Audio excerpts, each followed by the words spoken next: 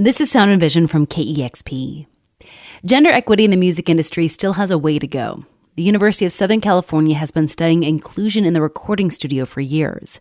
In 2018, it found that out of the songs that made it on Billboard's year-end Hot 100 chart, along with the nominees in top Grammy categories, only 2% of those songs were produced by women.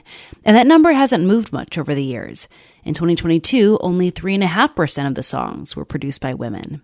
I want to revisit a story we first aired back in 2019 on the subject. It's by contributor Celine Teo-Blockey. She reported on the challenges that one woman has overcome to become a musician and a producer. Sarah Tudzin is probably best known for fronting the band Illuminati Hotties. Here's a song off their 2018 debut album, Kiss Your Frenemies.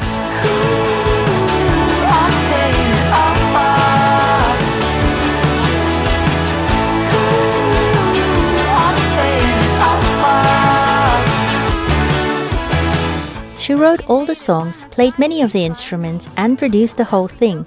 The album began as a kind of calling card to show off her technical skills.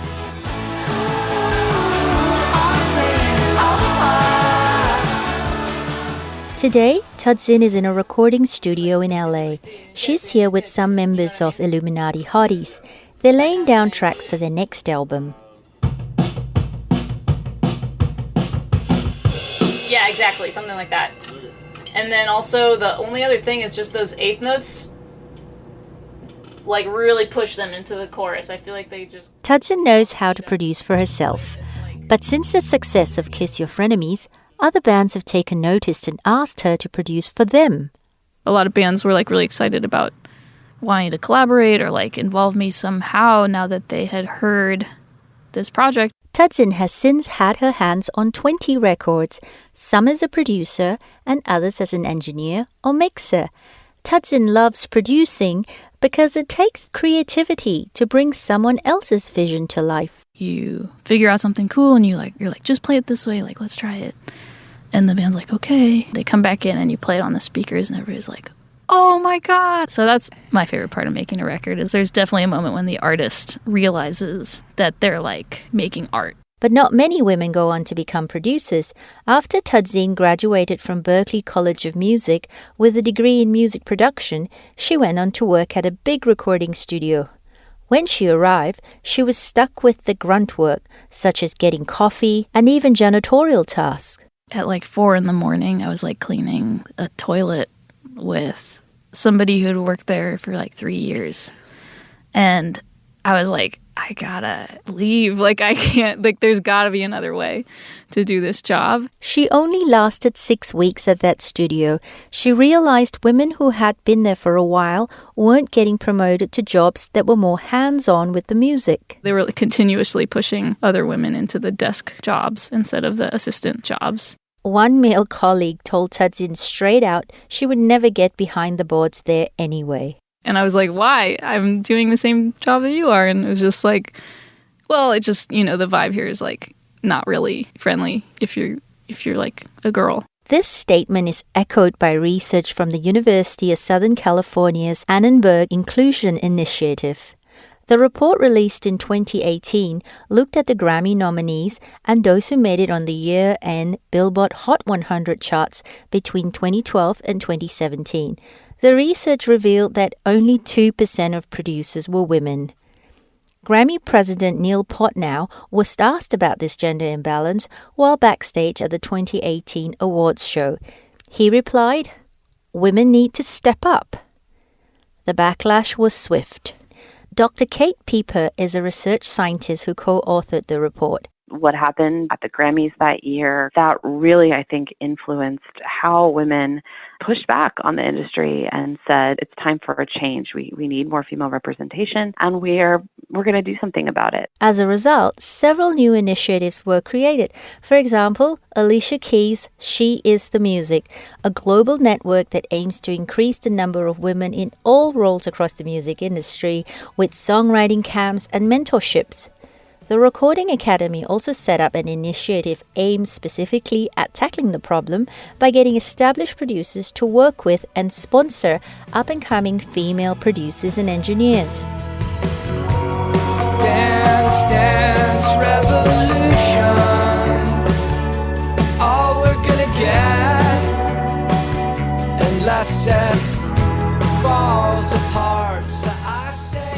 Vanderslice is a musician and producer. He owns tiny telephone studios in San Francisco and Oakland.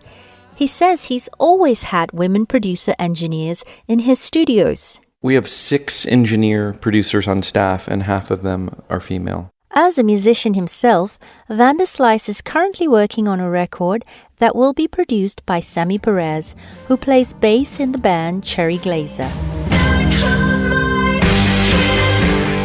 But Vanderslice admits the female representation he sees in his studios and projects aren't the norm.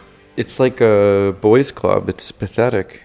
He goes on to say he's met great female producers like Grammy winner Leslie Ann Jones. She's worked on albums for Alice in Chains, Rosemary Clooney, and Bobby McFerrin. She's also worked on the soundtracks for Apocalypse Now, Requiem for a Dream, and more. There's also Sylvia Massey, who has produced for Johnny Cash, Tool, and Red Hot Chili Peppers. Both of them have been tremendously important to mentoring female engineers and producers. But I would say that it's you might as well be looking for female engineers at Google or something. It's terrible. Vanderslice believes bands themselves can be part of the problem. This lack of female representation is a vicious cycle. Because the music industry has been male-dominated for so long, bands gravitate towards the same male producers over and over again. Chasing credits is it's pure idiocy. I mean, so many bands do that. If you're supporting just people who already have power over and over and over again, there's something wrong with you. Do you know what I mean? It's not just male-female. It's just you can't just be doing this game. This is how power gets concretized, and you have these unbreakable systems, I'm really against that kind of thinking. I think that the proof is in what someone actually does. It's exciting to hear someone who's just coming up, who's working on very limited equipment, and they make really interesting records. Like Vanderslice, Tudzin says she sees more female producers in her music world than what that 2% number would make it seem. She also sees the industry changing. For example, bigger bands are becoming more conscious about which bands or artists they invite to open up for them on tour. Artists are specifically looking to lift up bands that are fronted by women and by people of color and by queer people and, marginalized people. Despite this push for diversity in the music industry, Tudzin notices that not all white male bands are happy with this shift. I think that has been reversely intimidating to a lot of bands that are just white dudes. But the truth is that those bands are going to be totally fine, and they're not getting opportunities, and they're doing just as good, and record labels are still signing them.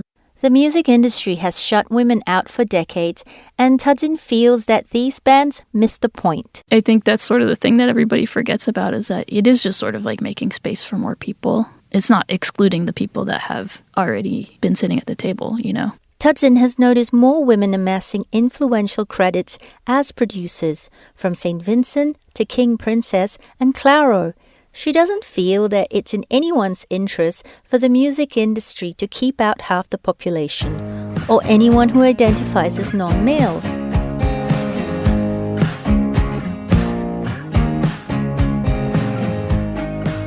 That was Celine Teo-Blockey with her story we first aired in 2019.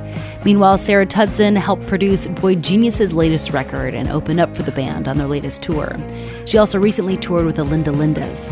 Here's a clip from the latest release from Illuminati Hotties. It's called Truck.